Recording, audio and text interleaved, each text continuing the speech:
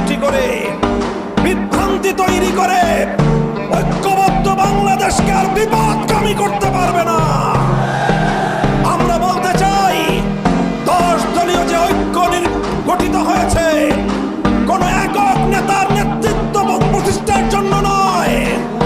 10 দলীয় ঐক্য গঠিত হয়েছে কোন শুধুমাত্র একটি দলের স্বার্থ উদ্ধার করবার জন্য নয়। 10 দলীয় ঐক্য গঠিত হয়েছে 10টি দলের ভাগ্য করবার জন্য নয়। 10 দলীয় ঐক্য গঠিত হয়েছে বাংলার মানুষের ভাগ্য করবার জন্য।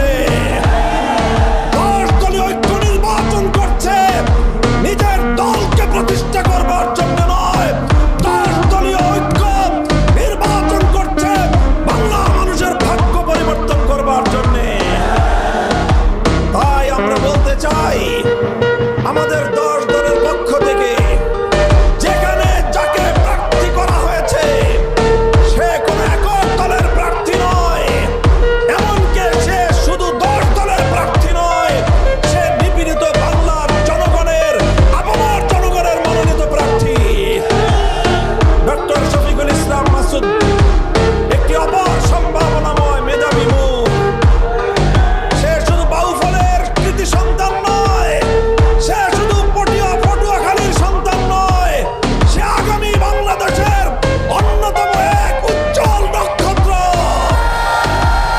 ইনশাআল্লাহ আগামীর বাংলাদেশের বিনির্মাণ, আগামীর মেধাবী বাংলাদেশ, সম্ভাবনাময় বাংলাদেশ তৈরির জন্য যেই মেধাবী নেতৃত্বের প্রয়োজন তার অন্যতম প্রধান মুখ হবে ডক্টর শফিকুল ইসলাম মাসুদ। ইনশাআল্লাহ আমি দোয়া করি, আশীর্বাদ জানাই বাংলাদেশের আলেম সমাজের পক্ষ থেকে ডক্টর শফিকুল ইসলাম মাসুদকে আমি আশীর্বাদ এবং দোয়া করি। ইনশাআল্লাহ যেই বাংলাদেশ গড়বার জন্য আমরা হাতে হাত রেখেছি সে বাংলাদেশ গড়বার জন্য সে আমাদের অন্যতম হিরণ্ময় হাতিয়ার হিসেবে কাজ করবে।